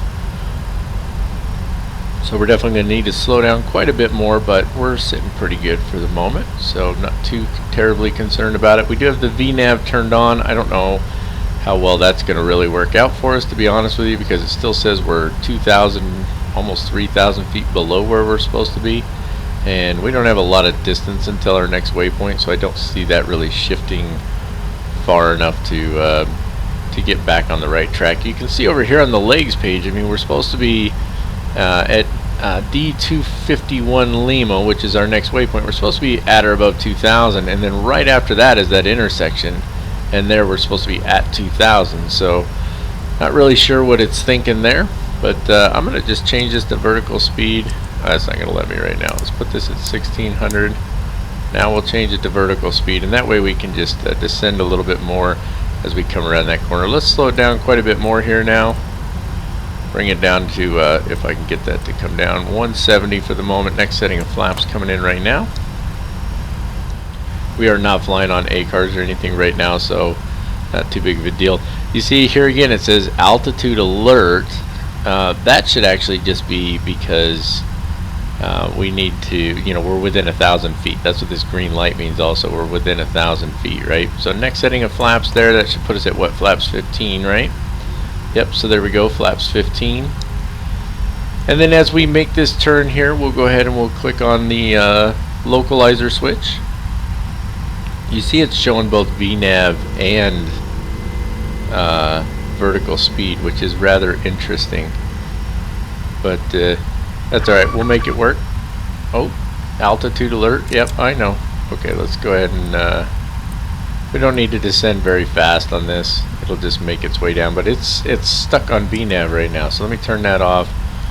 We'll use the vertical speed. This shows us right here. We're descending at 500 feet per minute. So just about to make that turn here. You also notice I don't have my, well, it looks like I do have distances on here now. They weren't showing up a little while ago. The plane's just been acting kind of weird. It can be a little frustrating at times. Overall, though, I haven't had a lot of serious issues. It hasn't been too bad. It is a little kind of gray and foggy looking out, isn't it? Okay, here we are making that turn, and then there's the intersection there, and that's where we want to be at 1,600 feet, which will be there no problem. We're just about to 1,600 feet right now, and then she's going to level off, and then we should be able to turn on the VOR and the localizer. Now this frequency should have automatically changed by now, but it hasn't. Let's hit the localizer here. It grabbed it immediately, and then let's just give that a second, because you can see the intersection, it actually offset that, and it's not supposed to. So that's why we're suddenly making a steeper turn. Let's hit the approach switch now. There we go, and there it is. I couldn't see it for a second. So you see GS is armed right there, so that's good. So let's go ahead and bring this down to 160 knots now. and we can bring in that next setting of flaps, which is going to put us at flaps 20. Drop the landing gear.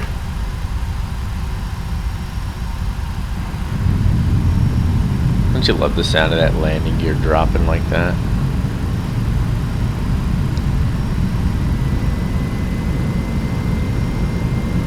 Those engines got a pretty good sound, I think. Now, I'm not as familiar with the 767. Some of you who are may say that the sounds are really bad on this, but to me, I think the engine sounds pretty good. It's definitely better than their 777 option. It will be interesting to do our full flight tutorial for the 767-400. I'll be looking forward to that one in the not too distant future. So we're just waiting for glide slope intercept here. You can see we're just a little off of the VOR right now, or off of the localizer right now. It's trying to get centered up on that, and then this represents our glide slope. We can also switch our nav display down here, and we can put that, the seat moves when you do that. You can put that to approach mode right there, and so you see that changes this up a little bit. So here's our diamond, and then this bar represents whether or not we're on the localizer. We do have a visual on the runway there. And let's go ahead and bring this down. We want to be 5 above, so if we're looking for, see, it did go down by 1. So 25 and 138, so we want to be at 25, flaps 25 and 133. So let's bring this down to 133. And let's bring in that final setting of flaps. There's flaps 25 coming in. Now there's a little bit of fun with the wind right there, huh? The wind is supposed to be gusty, so that's going to make it more fun. We have captured the glide slope, however. So just let the aircraft settle for just a second here. It will auto land. It should auto land. I haven't tried it, but I don't usually do that on a full flight tutorial, so we're not going to try it today. It will auto land though. You see it says land 3 right there. That means the auto land is armed. All 3 of the autopilots automatically came on, so it will auto land if we need it to. We don't need it to, and we're not going to do that. Turn the auto throttles off here and hope that I don't have any problems at all with my throttles. There we go, looking good there. And we'll take the autopilot off now. There we go, my airplane. Let's get that mouse marker out of the way there. 1,000. And we're looking good. Just a tiny bit of drift there. And let's bring her in. 11,000 feet of runway, plenty to work with. Wind's not messing with us too terribly much, so that's always good. I feel like it's crabbing the wrong way though. It should be nose to the right a little. I feel like it's nose left a little. Maybe that's just me. Well, we'll just keep our nose pointed right there at the runway. 06. And we're looking fantastic. Good rate of descent. Everything's staying consistent here. The wind's not gusting on us right now, which is helping. And we're drifting just a tiny bit. 500. Yeah, let's listen to the rest of those call outs. The Pappies say we're a little high, but I feel like we're kind of right on here. But maybe we are just a hair high. Yeah, just a little bit. Just reduce those throttles just a little. We're going to be fine though. Minimums. Continue. Yeah, we ended up way too high, although it looked good right up until about this point. 100. 50. 40. 30. 20. Long landing. Long Yeah, that was all on me. 1,000 10. feet remaining. 7,000 remaining. We're good. There's reverse thrust coming in. That seems to be working at the moment. Spoilers are deployed. Slowing down nicely. Go ahead and go to manual braking here. We don't squirrely all over the runway. Reduce, take the reverse thrusters off, and I'll just let her roll down the runway here just a little bit. Alright, so here we are exiting the runway. We could have made this exit if I'd have just gone ahead and hit the brakes a little harder. We could have made it, but that's alright. Let's get her off the runway here. Let's start cleaning things up. So landing lights coming off if I can get to them there. Swing her up around the corner. You got to pay attention to what you're doing, right? It should be the white anti-collision lights coming off, I do believe. We'll go ahead and get the flaps up. Make sure the spoilers are down. Auto brakes are already off. Let's go ahead and let's take a look. Let me pull out the checklist here. After landing checklist though, we haven't turned the APU generator on yet. Let's that's this guy here. And then let's turn the APU on now. It just makes it easier once we're ready to pull up to the gate here. And then electrical power and APU, we'll verify those when we get there. External lights are, I clicked it because we just got to move on. So exterior lights are good. Flap lever is up. Transponder can go to standby. That is this guy right here, if I can get to it. That's standby there. I just changed the transponder mode. There's transponder to standby there, and then that'll take us to our shutdown checklist, and once we get there we'll take care of that. So I will see you back here shortly.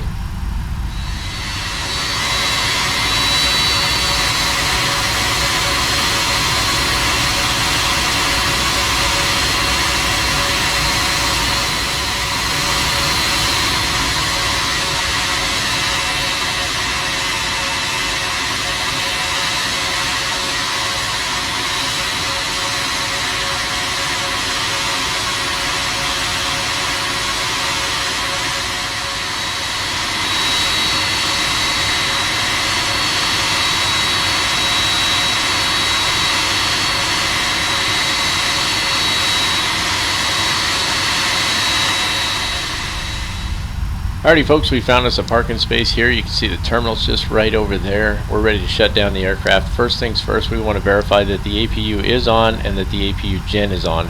And you can also jump down here and click on your status page, and that'll verify it as well. You can pop these out. I didn't mention that before, but you can click on them to pop them out. So we can see the RPMs are at 100, so our APU is definitely up and running, so we're good there. You may need to create yourself a view so that you can see from back here, but go ahead and click the fuel controls to cut off, and you can see it's just switching over to the APU power right now. We can get the flight directors off. Now right now I'm just going through this as a flow, the things that I know that I need to do, and there's not much actually. Shutting down the aircraft is relatively easy, but we're going to go to the checklist now so that I can show you guys everything that needs to be taken care of. So come down here to your checklist really quick. Here's our shutdown. Parking brake is set. APU generator is on. APU selector, we've already started that. Now here's what are you talking about? It's started. I am going to pop this out because even if it messes with our throttles right now, it's not going to be a big deal. Come on, get over there. Because we're not in the air anymore. So electrical power, APU or GPU, we want to verify that. So I'm going to verify, and then what that did, let me just show you, is that took care of all of these right here. Now let's go ahead and let's bring the GPU over here because we want to offload passengers as well. So if you go to operations and ground, we need to put in the chocks. We need to bring over the stairs. We don't need a fuel truck right now. We do want a passenger bus, and these tell you down here what they are. I mentioned that before. So this is the air conditioning unit. We can bring that over and have them turn that on right now as well. And then we want a GPU. And so that way we can go ahead and get on to GPU power. So let me move this back over to the side here and then jump up top, and once it tells us that external power is available, we can click on that, and this is going to allow us to turn the APU off. So go ahead and click that bad boy off, click the APU gen off, it'll remain on power, and then under that same tab under ops you can go to airplane and you can open up the doors. Oh my, it's not being nice to me over here. So if you go ops, airplane, and then you can open the doors. So we can open the left front doors so that the stairs can pull up, they can start offloading. We can open up the cargo doors, forward cargo doors, and they can start unloading the baggage and so on. And then what we'll do is we'll go back over here to our checklist and we can move on from there. So seatbelt selector is going to go off. That is right in front of my face, I know it. There we go, we can turn those off. Passengers are going to start offloading back there. Now we're on the hydraulic panel. That's this guy right here, and it's going to be the center air pump switch goes off. That's the bottom one. So next the left electric pump switch is going to go off. That's this one here. Then it's the C1 and C2 electric pump switches go off. Then the right electric pump switch goes off, and then all the fuel pump switches need to come off. And all of those are just the aircraft telling us that things are getting shut off. Red anti-collision light switch can go off at this point. Position light switch can go off at this point. We can also turn the wing light switch off. Position light switch off. Left and right isolation valves were already off. Center isolation valve, it doesn't tell us to turn it off for now. Flight director switches are off as well. The chocks are in place, and then we can unlock the flight deck door. That's that one right there, and verify that the flight deck door unlocked light is illuminated. And then our secure checklist, so that takes care of shutting down the aircraft.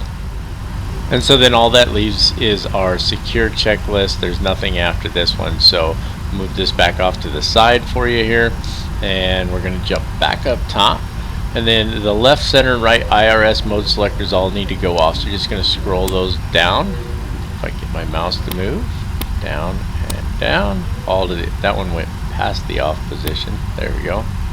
No, that's the align. That's off. That's off.